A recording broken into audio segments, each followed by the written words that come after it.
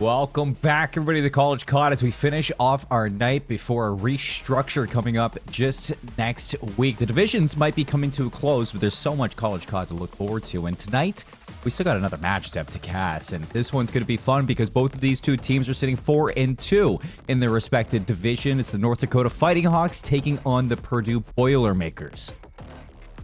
Yeah, really looking forward to getting into this one, Seymour. I mean, look, two fantastic teams so far. Going to be more than happy with their record considering that they are double positive with it being 4-2. Of course, not that very tip-top where some teams may want to be, but you know, a lot of these rosters coming in are going to realize that they may not be of that level to get all the way. It's simply how far that you can get. And when you get into sort of that mid-table pool, it is incredibly mixy. So mixy to the point that 4-2, even in week 4, may not tell the full story of what these teams are capable of. But of course, we are hoping we can see an even matchup between these two teams to have a fantastic series. Yeah, I know. I'm excited, and I think we get a look at the standings too to kind of round out exactly how the storyline is looking for the Midwest Metro Division. It's going to be Cincinnati COD sitting at the top of Division A, Iowa State Esports sitting at the top of Division B. We're looking at Division A, though, as it's, you know, the North Dakota Fighting Hawks in the 3rd spot, Purdue Boilermakers in the 4th spot, Indiana Hoosiers sitting in number 2. These two teams most likely fighting for that 3rd seed, which is going to be good going into that divisional restructure because it's still keeping you at the top echelon of Division A. You want to be in that top 3 fighting spot. I think that's what everybody's going to be looking forward to, if you can't be, obviously, that number 1.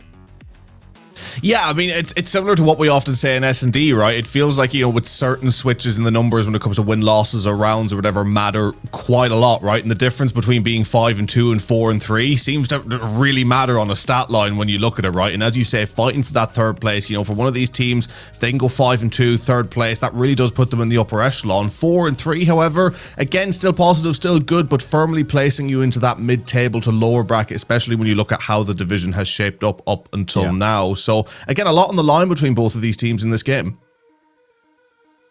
Well, let's look to where these teams are sitting across from each other in the head-to-head. They might be 4-2, but let's see a little bit deeper into the records and what goes on for the hard points, their searches, and the overloads.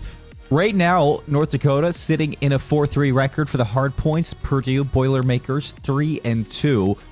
Both teams 3-2 in the search and destroy. Both teams 3-2 in the overloads, Zep. I mean, this is a pretty close matchup.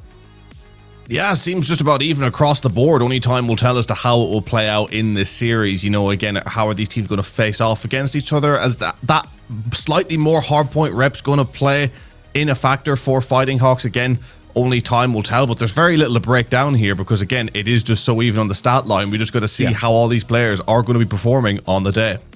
Exactly, and it's kind of one of those things, you know, as next week we get that divisional restructure, that's where teams are going to probably be fighting into keeping their stats in their head-to-heads, you know, better than their opponents. And I think that's really where the stories are going to start blossoming at next week, is just when we kind of cut that top side and the bottom side away from each other for each division.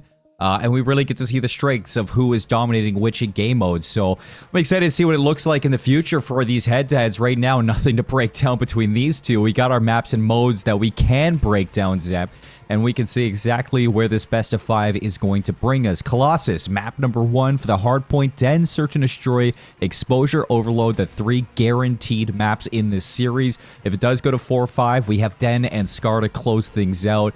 This is going to be a fun one, too, because you got a little bit of action when it comes down to the Colossus. Den Search and Destroy is always fun, really capable with bringing out those snipers. And then that Exposure Overload, my personal favorite, Zep, when it comes down to Overload as a game mode. I think that this map, it just gives so much to the offensive team, making some dashes to either side, good pivots, good strategy. I like it. Yeah, exactly. Exposure Overload is one of those maps where, again, you can really benefit from being able to play the stretch, right? Feigning over towards A and an offense, dragging players over, getting a couple of kills in mid and getting that control over mid, then all of a sudden wrap it around to B or funnel it down the one lane. It feels like with Exposure Overload, it's a map that actually works, as you say, for the offensive, not primarily, you know, working towards the defensive plays. But in terms of the map pool in this series in general, again, I really like it because, you know, Den Search and Destroy and Den Hardpoint, I feel like play very differently to each other. Obviously, one being respawn and non-respawn, right? So in terms of variety, you are getting the full package within this series. And a Colossus Den Exposure for that first 3. I mean, it's just going to be twists and turns throughout.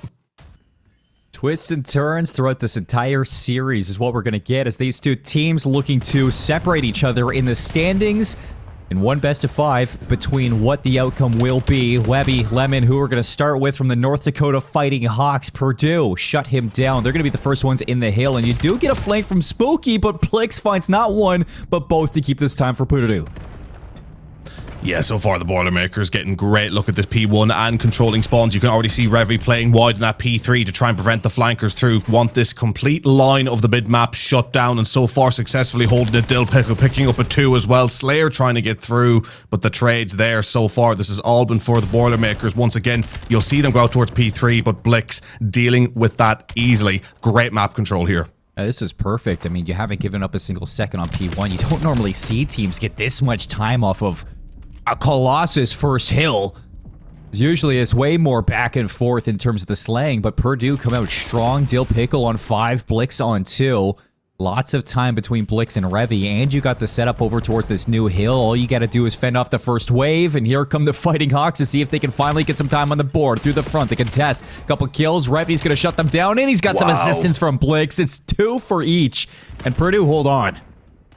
Yeah, I mean, so far it's just looking too easy, right? 7-1, 6-2. Blix on that 5 spree right now. They're just slaying out in all areas. They can't stop them right now, Fighting Hawks. I don't know what they're going to do from this point. I've no choice but to funnel through the front. Do they hop up top, or do they just cut their losses, try and cut towards P3? But even at that, you have Mike up top who's just gotten that 3-piece throughout, the timing perfect. And now they're going to be able to rotate perfectly over towards P3, reading the spawn flip as well, dealing with it. This is, again, just perfection so far. Yeah, it's just full demonstration of the fundies on a Colossus and what can happen if you truly outmatch a team in these respawns. Nice shots from Mike. He's going to lock down those yellow spawns for Purdue. Boilermakers might not be in the hill, but you can see two players working through the tunnels. It's Revy through green. He's going to open up with a kill. He's still got the traffic in hand. Goes for a slide out 5 in a row again. This time it's Revy. He's got the Hellstorm. He's got everything, including that hill time. And you can see that for the Fighting Hawks, they're going to try to take a different look at this break. A couple players going to stretch to flip the map. That's going to force these spawn outs for Purdue, which they'll recognize. And you can immediately see those white arrows. They turn around to deal with it, still locking down the time. I mean, what can be said about this? And as you said, they didn't get straight on the point in P3. They played it patiently, right? Yeah, I mean, they're not even getting overzealous. I mean, it's just consistent, right? They're just pushing on through. They're just getting every single second, but they make sure to take their time for when they get on it. I mean, what more can you say about them? This is an absolute demolition derby at the moment. Finally, we're seeing the Fighting Hawks successfully rotate for spawns. But I mean, it's just a case of how long can they hold on, because it's going to take more than one clean hill to get them back into this one now, as Revy finds them merciless. Hey, he's got 10 in a row, make it 11, looking for number 12. He's not going to go down, but he won't find that 12th kill. I don't even run streaks that high. I'm simple. I blitz. I win a fight or I lose a fight. It doesn't get to a streak like that. I have no idea what that is set right now, but he's spent too much time in either 8s lobbies or competitive to know what that streak is. I'll be completely honest, I'm forgetting what green in the feed even looks like at this stage, because we've been seeing that painted white. There we go. There's the reminder. Slayer and Spooky getting a couple, but I mean, it's just drops in the ocean here right now in regards to the flow of this series. This is all going the way of Boilermakers. One of the most dominant performances I've ever seen, and this is because you have Revy going on a 15. Sure, should he go for the nuke? He might as well while he's on it. I think I found where the split is in this division. I mean, Purdue, 176 to 9 in a hard point. 12-6 for Dill Pickle, 15-8 for Blix, 20-3 for Revy. I thought he was going to drop a nuke for a second. Blix is going to drop a nade on the doorstep. Good kills coming out from Slayer, but it's not enough to fully fend off these Boilermakers. Finally, Webby is going to get in alongside him, but once you cut down one player from Purdue, there's always another one right behind them to take his spot. 3 in a row for Revy yet again. Back into this hill. We're in the second set of rotations, and they're about to cross the 200-point marker for Purdue. Revy takes a route. Beat down, not going to finish the job. The rest of North Dakota finally get into this hard point. They're getting some time here, and maybe even looking to break these spawns. Well, I mean, making sure that they didn't get 20-point clubbed, trying to make sure they don't get 30-point clubbed. I think they just got to take this as waves of 10 from here on in, because, I mean, talk about such a hill to climb. But, you know, as they always say, you got to begin at that first step, right? And do I think there's anything to take from this map from them? Absolutely not. But they got to get warm. They got to find some sort of momentum somewhere to take into the rest of the series. But Revy's just not letting them have it. 27-4. Correction, actually, he is letting them have it, but it ain't momentum that they're getting. I mean, this is just absolute domination once again. And as you pointed out earlier as well, 1 minute 46 in hill. So he's not just been slaying out, he's been picking up the all-important time as well. But now I think having a bit of fun pushing out the lanes, trying to boost those KDs as they get this map 1 rounded off. Oh yeah. He's giving it to him straight. 29-4, 5 in a row again. Every time we look at Revy, he's on another spree. As North Dakota, it's the victory lap, I guess, or a consolation lap. At this point, you're not going to get the win off of this hill. It is going to go to a P3, but you're going to be like 1 or 2 seconds away from winning this map number 1. Purdue just beating the brakes off of North Dakota. These Fighting Hawks left their boxing gloves at home. Revy on the flank yet again. No fear in his eyes. Just straight shell into the hill for the contest. Dives around. Webby's going to shoot him in the back. A moment for North Dakota to maybe hold on to it, but nope. Mike's here. He finishes the job. And Purdue smoked the map number 1. Not even close. Yeah, well, it's more like the Sleeping Hawks at this stage, because they did not even turn up to that map 1 with the greatest respects. They just got utterly dominated. I mean, from the Boilermakers, that was just a flawless performance from start to finish. And again, I feel like giving their opponent the respect at time for when they weren't fully rotated. They weren't instantly trying to push in for a quick break. They weren't sending players in to try and get those 3 pieces and 4 pieces. Granted, Revy certainly proved he could get them, but I mean, look at that disparity. I don't think I've ever seen a graph that wide. But they went in with the respect and they got the job done. Turn it off. We do not need to look at the graph they're here. already dead. Oh, come on. That is BM at its finest, bringing it up. 250 to 34. 3 points across the first 3 hills. You get into the P4, you get a little bit more time. You get to the second set of rotations. That's where you meet the final. I've never seen a Colossus hardpoint end that quickly. I mean, every single time we see a Colossus, it's usually a bang out back and forth for a couple of those hills. It was just constant. Excuse me. It was just constant Purdue all the time. And I'm even going to take a second to look back at the history of these two in the head-to-heads for some of their opponents that we, saw across the season. Looking at those hard points, I mean, for every single team that these two share a head-to-head against, it's very similar when it comes down to that hardpoint score. So the fact that North Dakota lose in a fashion like this on a Colossus hardpoint when everybody else who've been playing similar to Purdue Boilermakers, it is just a fat question mark on my page. The stats, this doesn't make sense. No. Yeah, it really doesn't, right? And, what can you say? I mean, you certainly want to go back to the drawing board and figure out what the story is between these two teams, as you said, right? You want to go back and have a look at the statistics that we have right in front of you and for the rest of the season so far to see where and when these results happen to lead to the scenario where they look so similar on paper to all of a sudden bring us here to where you have Revy going 30-5. Pulling numbers, you can barely pull in pubs on your best day, I would say, against a team like the Fighting Hawks. I mean, just a flawless performance all around once again. And I mean, where do you even begin, analyzing the Fighting Hawks and trying to see where they can improve going into the rest of the series? So if I'm playing in ranked play and my teammate drops a 6.0 in hardpoint, what do you want? What can I do for you? Can I get you a snack? Some water, sir? Like anything at this point. Revy just took over. 30-5 is crazy with 2 minutes in the hill, as you were talking about it towards the end. For him to put up numbers like that and dominate the hill, 26 non-traded, less than 3k damage as well. Let's get into the search and destroy. Let's look at what's next here. Let's go to the maps, because we just gotta forget about that hard point, Zap, and go into the search and destroy. We got Den coming up next. North Dakota, I hope this team's got some very resilient mental going into this Den. I mean, you think that Colossus didn't even happen at this point. It's like you weren't even there.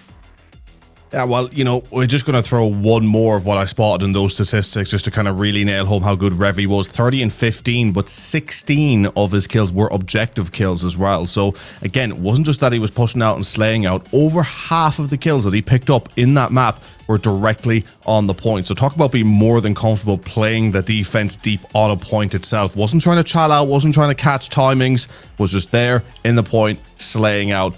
Unbelievable performance. But as you say, we got to move on. Fighting Hawks, you can't be too busy looking back, because at the end of the day, you are trying to salvage something from this series, and you got to do it in this map too. Then search and destroy. What do? You're just trying to make sure you're not getting lapped in these rounds, right? If you're losing your offense, you want to make sure you're winning your defense, right? You want to make sure that you're at least proving that you can be some sort of danger, whether that's making rounds tight, whether that's just stopping the momentum that has clearly been picked up by the Boilermakers. You just got to do something, because right now, with the greatest respect, up until now, they've done nothing. Okay, let's see. North Dakota Fighting Hawks, they played Den Search and Destroy versus the Carroll Pioneers, 6-2. The victory on that map mode combo. They played Stevens Point Pointers as well, 6-0 on Den Search and Destroy. When you look for Purdue playing those similar opponents, Carroll Pioneers, it's a 6-0 on Scar Search and Destroy. Stephen Point Pointers, it's a 6-0 on Search and Destroy. Very similar, just like this hard points in these matchups, Zeb. So, I mean, you look at North Dakota, you think that maybe that map 1 on Colossus was a little bit of a fluke. I mean, you load in a little bit of nerves. You're going up against this Purdue team that smoke you on P1. It just snowballs out of control over and over again for every single hill that you see. Yeah, it happens to the best of us sometimes. Sometimes I load into my ranked play game on whatever map, and there's a gold on the other team, and they just smoke me. It happens. But for Den Search and Destroy just in general, I think I'm looking at North Dakota to do some simple fundamentals, just like Purdue were doing in terms of the hard point, controlling those spawns. I mean, you look at this team to play together, try to make some quick hits to these bomb sites, see if they can flip the map or at least get some numbers advantage towards a bomb plant. And I mean, if you're on the offense, I'm always looking to see if North Dakota can just get some post-plant setups activated, because I think that that's the moment where we see North Dakota really put themselves in good spots. Yeah, exactly. It's the fundamentals needed at this point. Like, I mean, Fighting Hawks, as you say, they just got to get on a site, they got to get a plant, they got to hold, or we got to see that they're able to break, right? Because at the end of the day, I feel like no matter what mode you play, again, we talk about us being ranked play warriors, right? I mean, we go on to a ranked play, it seems that no matter how bad you're getting beating, no matter how much you're winning, you're never seeing a scoreline of that disparity, right? You're always seeing at least 70 or 80 accrued on a hard point, even by the losing team, at the very lowest end. For a score to fall that low, to not get to 30 points until after a full rotation, there's something so fundamentally wrong there at its core, or there's something unbelievable that Boilermakers have just managed to tap into, which, again, with the greatest respect to them, it's more unlikely that it's the case. It's more likely that Fighting Hawks are doing some things wrong on the fundamental side compared to Boilermakers having redefined what to expect from the hardpoint genre. I just think, for the Fighting Hawks, it is back to basics. Be there for the trades. Try not to get two-pieced. Have that just awareness. 101 fundamentals is what's needed. Yeah, I mean, I think that you put it perfectly in that sense. I definitely think that this Purdue Boilermakers team really stepped it up in that map number 1. They looked untouchable. But North Dakota really got to reevaluate themselves going into this map number 2. And we can take a look when we got this break going into our second map, as we did get a little bit of a dropout for one of these players. They're going to be loading back in, getting back into the lobby as quick as possible. We got the series map standings. From what we have seen from these two teams, North Dakota have played Den Search and Destroy 3 times, undefeated on this map mode combo. They got the search of their choice. Purdue, they're 0-1. On this map, and I'm pretty sure that loss came from the University of Cincinnati, the number 1 team in this division. They lost it 6-4, and I honestly, for a loss like that against Cincinnati, it's a pretty respectable scoreline here for Purdue Boilermakers. So even though they're 0-1 on this map, you know that they still have at least some confidence in how to play it if that's how you're playing against the number 1 team in your division.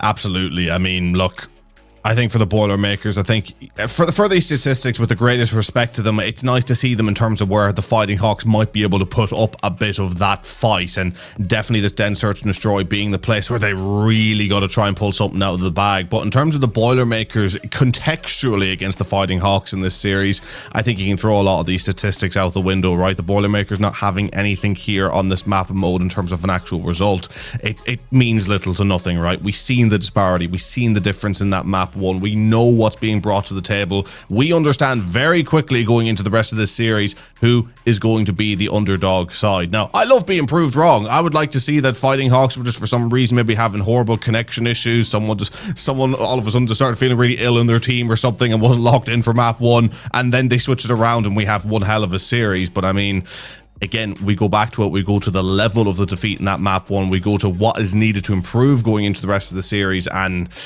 it's very hard to see where they pull it back from here.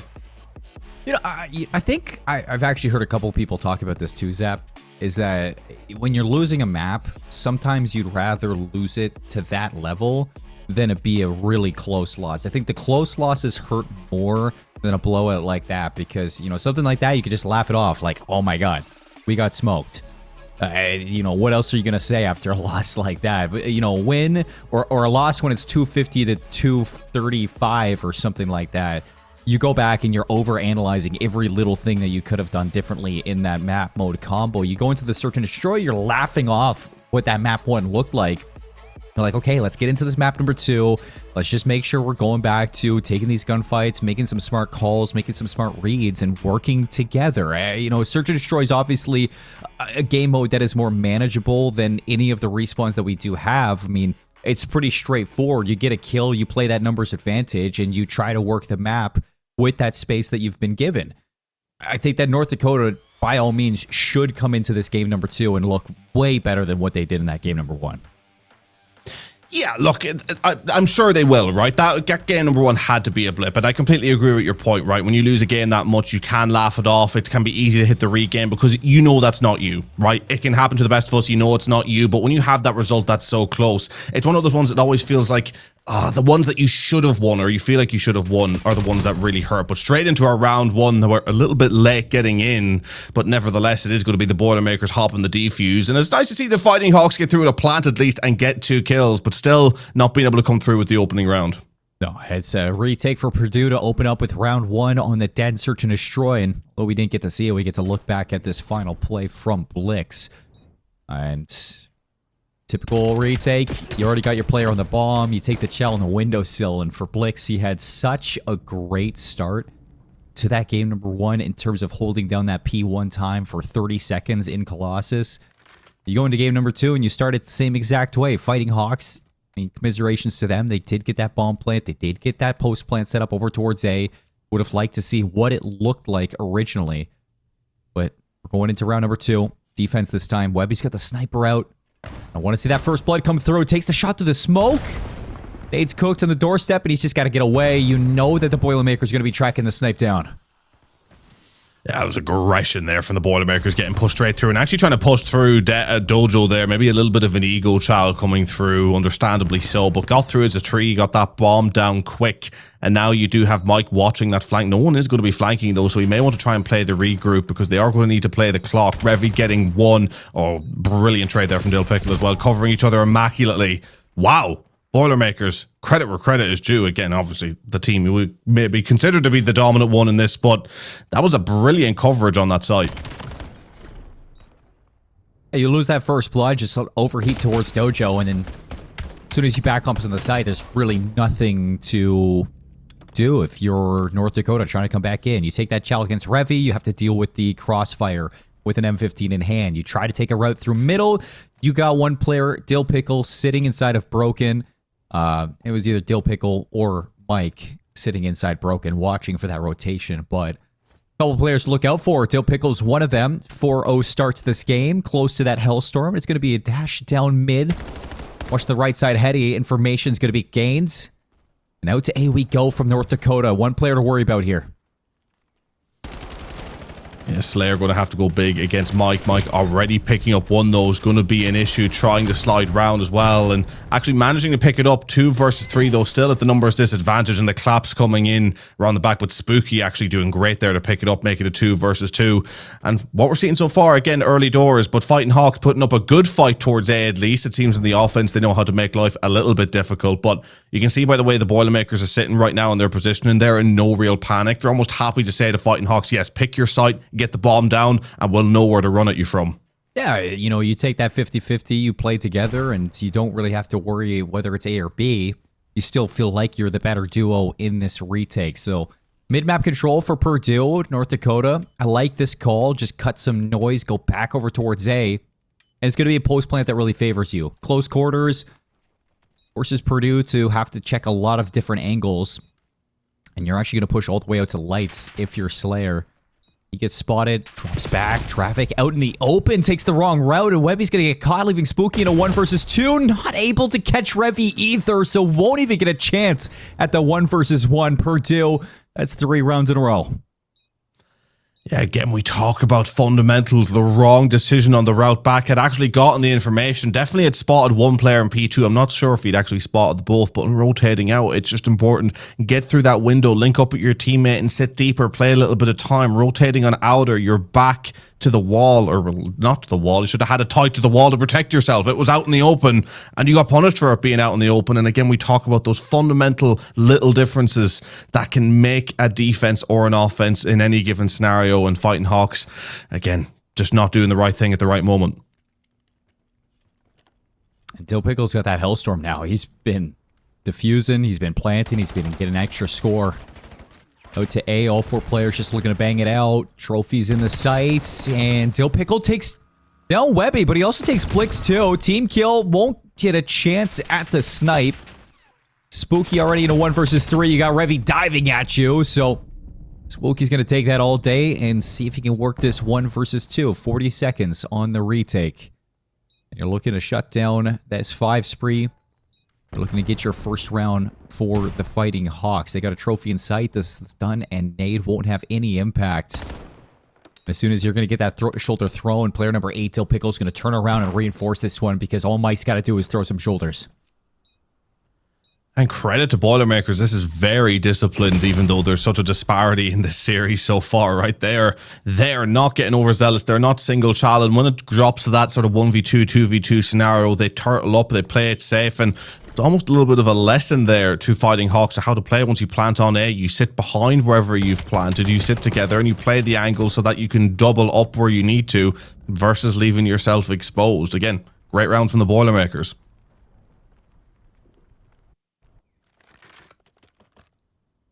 It's a wonderful look so far from Purdue and really what their Search and Destroy can look like on a map like Den. Even though they have a loss to it, it's a loss to the number 1 seed in your division. And you only lost by 2 rounds. So you come back into it against a team like North Dakota and you say, hey, you know, we are deserving of that number 3 seed in the Division A, and we are going to take that without making any mistakes. 4 versus 3. Blix goes for the shot punch. He's not even going to take the punch there. Blix just ends up going down. Hellstorm going to be called in. You spot the player all the way back in the overload spawn. And Revy's going to track them down now. 2 versus 2. Bomb yet to go down. You got control of your opponent's spawn, and Dill Pickle looking to join Revy on this flank. And again, I like it. Just doubling up. We're going to make sure to get towards site, make sure to throw shoulders, bait and switch for each other. Fundamentals. And they do set you apart at this level as well. But it looks like the Fighting Hawks are going to try and push on through to A. But at the pace they're going, the Boilermakers are going to catch up to them. May catch them out in the open here, rotating through back spawn. This could get a little nasty. It's a little slow in the rotation. Hair Bear realizes it. Nice shot on the headshot too. Catches it. 1 versus 1, 20 seconds. Revy versus Webby. And you can see the concern for Webby. He doesn't even want to go for this plant. He's trying to find Revy in the back. What he doesn't know is he's been waiting this whole time. And he's going to burn that clock out. Play with his food. Slides out when he knows he has you in his trap. 5 or 4 rounds in a row. No, it is 5 rounds in a row for Purdue to be 1 away from the 6-0 sweep. What can we say? It's just perfect. They're doing everything that they need to do here, Purdue. Fighting Hawks don't really seem to have a chance, and you can tell by the way that child came through as well. It's coming from a place of panic, right? 1 versus 1. Sure, you just want to get that bomb down. Revy's just going to either be sitting or running. It's one of the two, and you get that bomb down, at least you're putting the clock in your favor. But if he was sitting, he was always going to have the drop on you from a certain angle. And yeah, again, it comes from a place of a little bit of panic. It comes from a place of being slightly out of options and maybe all out of chances here in this search and destroy. Revy's already down the middle of the map. Subs out, Spooky's down. Slayer, other side, has to jump onto Blix, and a couple trades in the feed. It's a 2 versus 2. In fact, it's a 2v1. This is the best chance we've seen for the Fighting Hawks to take a round. And it's come at the 11th hour. 1v2 versus Mike and Ike. The dynamic duo in one. And you can see how deep these players from North Dakota are playing. They're just going to duo up together in Throne Room. And see if they can complete what seems like the impossible at this point. 5-0 up. Mike and Ike looking to call game.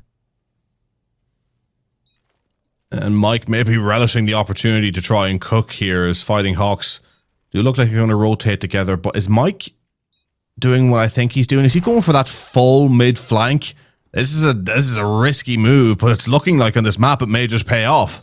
I mean, North Dakota have been a little hesitant so far, and again, they are once more. Mike and Ike's going to see that. Nobody's going to be on the bomb. Wrap back around. It's not planted for him. Webby's going for the defuse. So you do have to chow it, and you get a little bit of pressure from North Dakota. They finally get one on the board. Not going to be a full sweep on 10. 5-1 we go. Credit where credit's due. Fighting Hawks played that one well, playing deep, allowing that bomb plant to come through, and then just rotating through together. Again, a little bit slow. Maybe we would like to go with a little bit more pace towards the site and have an understanding of what to do, but they got through, hopped the defuse, got the bomb on the right side, and was ultimately throwing shoulders to get that defuse through as well. So I mean, you can't fault it. Good round from the Fighting Hawks.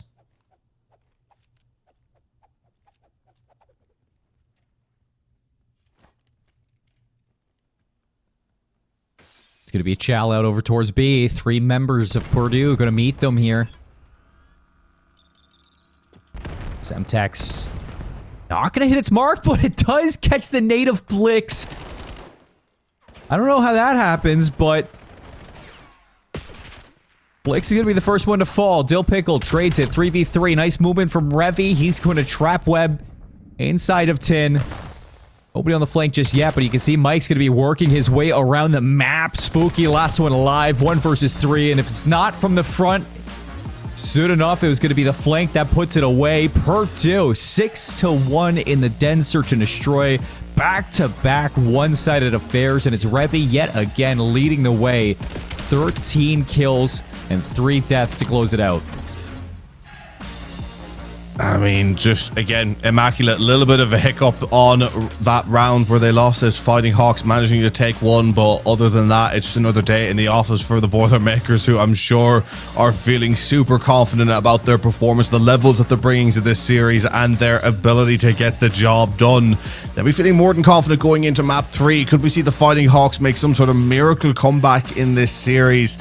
Most likely not. I think it's fair to say that Purdue, it's only a matter of time that they end this one 3-0, but I do want to see the fight that the Fighting Hawks put back into this one, because the only thing that I think they can take from the series at this point, which is a good thing to take, is the fact that it's a learning experience of what that top level looks like. We look at the performances from Purdue. 13-3 for Revy, 2 First Bloods. First Blood for everybody on the Boilermakers in some facet. But Revy, man, 9 non-traded, 1,300 damage. He has just been the shining star for Purdue in this matchup.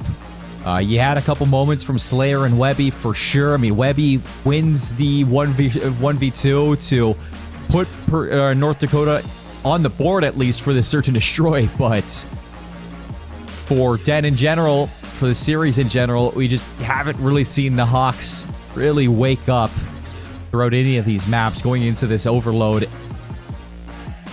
It is going to be a really, really tough series to turn around.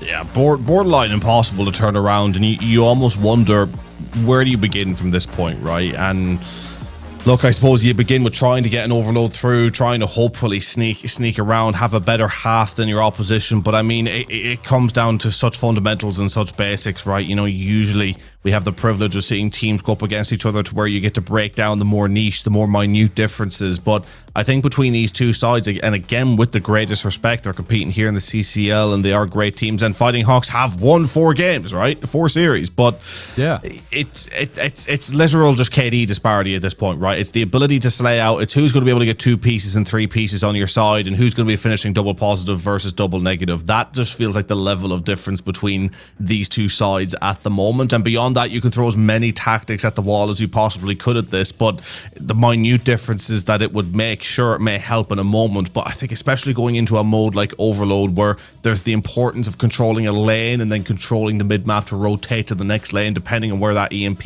is going to end up spawning. All of it just makes for Purdue just having a great time of it, unless they get too complacent and start pushing out lanes too much and flipping spawns the wrong side and start losing a little bit of that lane control. But I think even that is me being very generous to an opportunity the Fighting Hawks might have. We're looking forward to seeing what the Fighting Hawks can do as we get into the exposure overload very, very shortly, folks. We're going to step back and take a break here in College COD, and when we return, map number 3 going to be set, locked in. We'll see you there.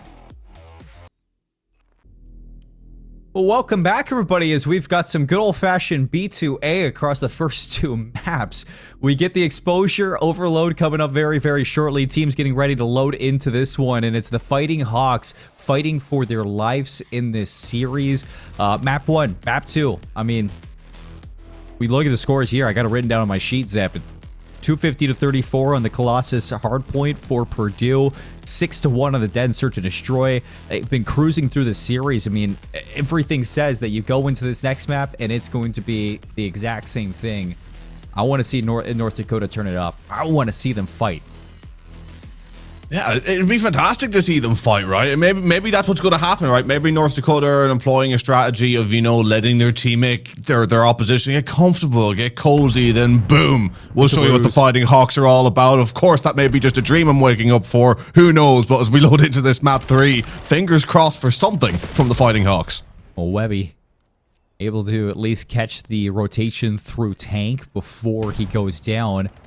But even still, you can see a couple of members of the Boilermakers starting to work their way up the map. Lixon Specifics has already found himself to the top window. He's going to get traded. So North Dakota at least making Purdue work for this first capture. Overload device going to be picked up. It looks like it's going to wrap over towards Day, and Revy already trying to catch some players off spawn to make that wrap a little bit easier. Revy goes down. A wonderful flank from Hair Bear, drops that overload device, even though Dill Pickle's here to pick it up. Now it's the rotation to be. And again, I worry about the pace of Fighting Hawks. We've seen it be an issue in the Search and Destroy. Will it be an issue here in terms of going across on the stretches, making sure that they're not getting overstretched on the rotations or just moving a little bit too slow? Dealing with it here, picking up a huge 2, Slayer ultimately getting dropped. That EMP should be picked up and ran home from here for the first overload of the map. Probably many more on the line, but so far the Fighting Hawks showing that they can put up somewhat of a fight, as we can see them actually collapsing on this lane. Spooky going the long way. Cleans up too.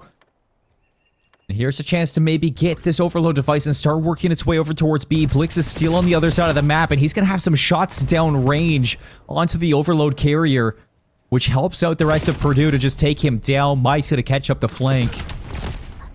The Boilermakers starting to work their way back into possession of this device. North Dakota catching some kills here and making them work for it yet again. Like I said, I mean, at least they're putting up some kills this time in the respawn, and it's making it a lot more exciting here from North Dakota, really trying to will themselves into this overload.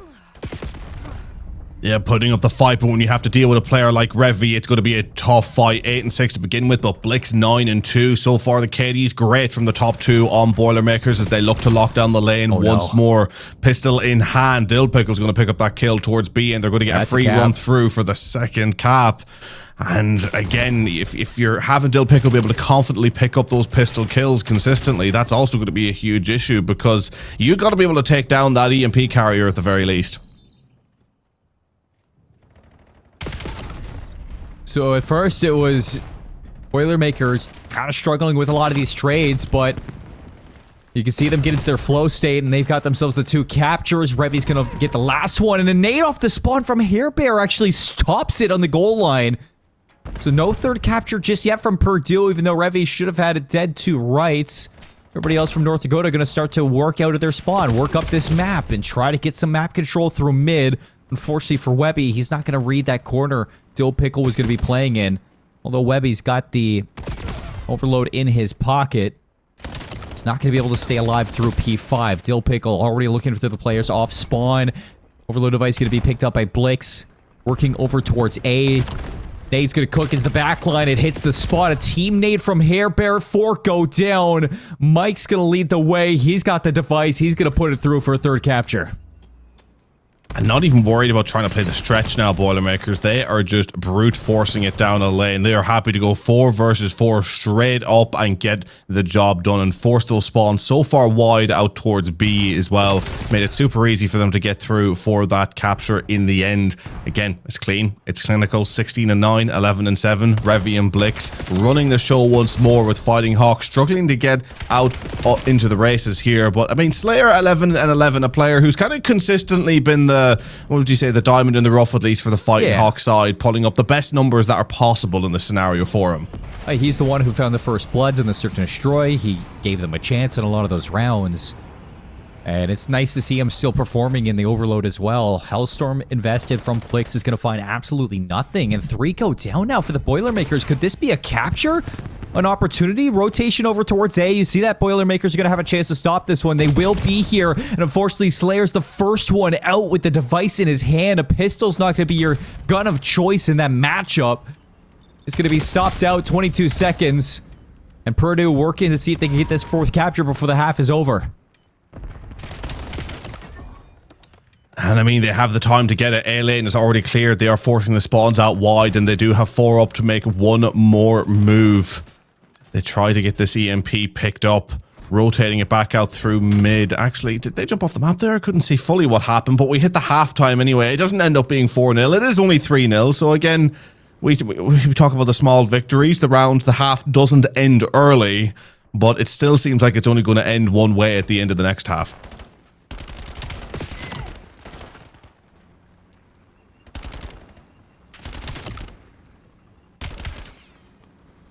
Revy having once again a magnificent game, 20-12.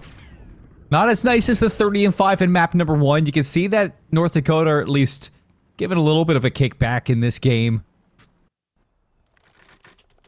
Nonetheless, it is an 0-3 half you're walking into. And a lot that needs to be done just to get that first cap on board. They've had a couple of looks at some good offensive rounds or offensive plays. And honestly, if you go back there and you kind of rewrite the attacks from their side, you're just missing that lead blocker. There were so many times when the overload device was just getting ran to a zone and there was nobody there to assist him. It was just the device carrier and that's it. So if the Fighting Hawks can start to put the pieces in place to get a device capture, I mean, you can see that they've had chances. For sure, yeah, they've had chances, and I think when it comes to the overload, look, again, maybe you're sort of picking at scraps here a little bit in terms of fishing for the compliments, but I think the Fighting Hawks have had their best performance so far in the series here on the overload. Again, as you said, they've had a couple of 3 downs, they've had their chances. It's just, again, it's the tentativeness, it's the understanding of what lanes to push and when. It's almost like they get a 3 down and it's like, oh my god, we've got a 3 down, where do we push? But they don't have an understanding of where they got the kills, how their positioning is forcing out the spawns of the opposition to the other side, what lane to move down, because when they had the 3 down, they did have a legitimate opportunity to get pushed through A, but a little bit of attentiveness and the lack of backup there to push ahead of the EMP carrier as well, instead just trying to maneuver through that mid rather aimlessly, is what led to the EMP ultimately dropping in the end. If they just learn how to take those chances a little bit better in future against an opposition like this, granted, I think there's a lot of work that needs done, but you talk about those little victories, something there that is very easily rectified. 100%. I mean, I just watched Hair Bear sit on Turtle, just bouncing kind of back and forth, looking for some kills, not really assisting any of his teammates to get out of that spawn. He was playing the corner, playing for the kills, and, you know, he was playing it pretty well, but it's not going to dig you out of this 0-3 half that you're looking at right now. And I think it's a moment there where you kind of realize where a couple of these issues come from. The lack of teamwork is going to be shown. And with that spawn out that Dill Pickle's forcing, this is actually going to be a 4-on-3 the other way. If they can wait for Hairbear to make this flank play through P3, they got a real chance of putting this one away. But Revy's going to get that goal line stop again. Goes for all 4. Picked up by Hairbear, and it's in! He gets it done. He loses the team, but he gets the capture. Well done. Well done, lad. Again, you got to take the small victories, and certainly one there for the Fighting Hawks to get one on the board. Hey, can they get another? There's still time. 2 minutes, 26 seconds left to go in this game. If you can keep this lane controlled and get pushed up, there is the opportunity here to relay, but that is a big kill from Mike, doubling it up. He's going to pick up that EMP and try and create some space, or actually he's not. He's going to move beyond it as they just try and clear out the lane for themselves to maybe get another capture, make it 4-1. They do have the lane relatively cleared. Fighting Hawks are going to have to rush. Fighting Hawks trying to get back into a place to defend this one, but Revy Blick's going to make it hard to do so. Lane's wide open. Red carpet's rolled out. Dill Pickle's got number 4, and Mike's on a 5 spree. 6 spree. Why not? Just leave him there. Go back. Pick up the device and let Mike do Mike things. And the spawn of Fighting Hawks. Device is going to spawn over towards P5. You do have a little bit of control there from Spooky, but he's going to push past into that A zone and see if he can light a path for the rest of the team. Mike should be able to stop this carrier, and that's going to slow everything down for Purdue to get their way off spawn and get into a position to defend this one. Slayer gets 2, but it's still not enough. It's a late flank from Webby, but won't matter at all. The device is going to respawn. He's still pushed up, and Purdue are going to have another chance to defend. Yeah, Purdue are going to deal with this defense. Already spotting at 1 though, with Blick's going to be able to take another out quite easily as well. And already that push from the Fighting Hawks has been quite stifled as Revy out with the knife through the mid-map. And for the Fighting Hawks, they have run out of time here in this map and in this series to get anything from it. Can they get another cap though for good measure? It is looking unlikely as once again we're seeing the Boilermakers clear out this lane in preparation for taking it forward. You have Mike who could be in a treacherous position here if he can get pushed up. He is going to be able to pick up 1. Will he be able to make it a 2nd here? He's not going to need to. He's going to pick up the EMP that was dropped, make it a 5th and probably final EMP capture, unless they decide they want to rush that little bit of 6th one for the bragging rights. But on the overall, it has been a dominant performance from the Purdue Boilermakers. The Fighting Hawks gave it their best fight where they could, but a complete mismatch in the end up as it's looking like it's on its way to being a dominant Boilermakers victory. Yeah, 13 seconds left. Is everybody from the Fighting Hawks just looking for some last-second kills? Buff those stats out. Do what you can. Purdue Boilermakers, they're going to lock that 3rd seed in for Division A. Going into the restructure, they look at the top cut of the Metro side in College COD. 5-1 win on the Exposure Overload. And what a series they just put on. That is the most one-sided series in College COD we have seen all season long. And for Purdue, I mean, a team that is looking to climb their way back into the spotlight of College COD, that's one way to do it. Absolutely. You want to be noticed.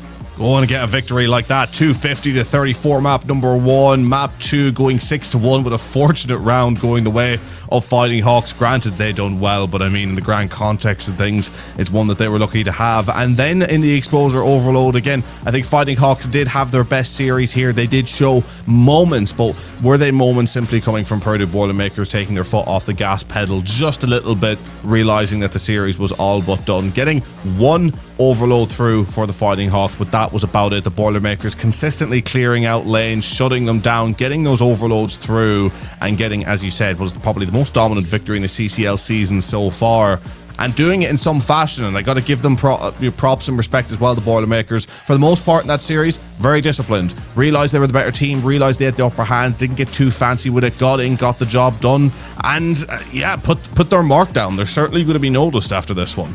Oh yeah. Notice them we do. 3-0 on the night. And that's going to close out College COD's Monday night action for our last 4 games on stream before we do get that divisional restructure coming up next weekend.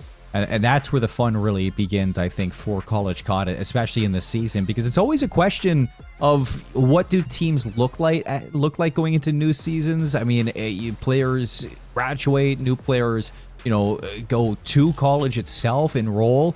And I think, Zap, that's the shakeup that we always like to see, is just who's going to be the new teams to really pop up. We've seen a lot of new colleges, a lot of new universities join College COD this year, and so many new faces to learn. And it's been really fun so far at the start of the season to see that, who's going to be where when this restructure does happen. But when it does happen, when we get that separation from these two teams, I feel like it's going to be a lot more comfortable for those teams that still need to get some learning, some I'd say, exercise inside these game modes when they're playing up against the competition that is very similar to themselves.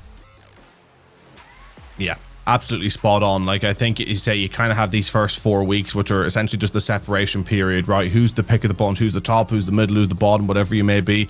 As soon as you get that sort of separated out and you get in a little bit into your own comfort zone, as you say, where things are a little bit more evenly mixed, it gives you that learning opportunity to go in, have some competitive games, and perhaps pick up some skills that you're then going to be able to take forward going into the remainder of the season to where maybe you can go on a little bit of a run, make something from it, and ultimately have taken something away from it, right? Because look, the Fighting Hawks have won 4 games up until this point, right? They have proven that they can win games.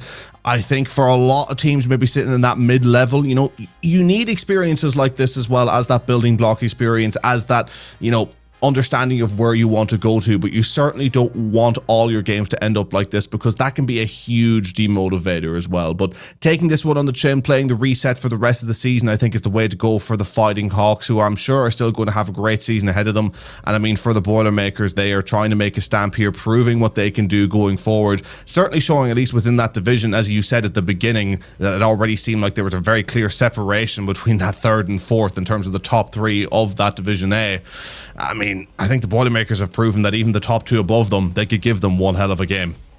Yeah, I mean, even looking at Purdue and their matches versus the number 1, number 2 seed for Division A of the Metro East, it was very, very close, albeit 3-0s against them.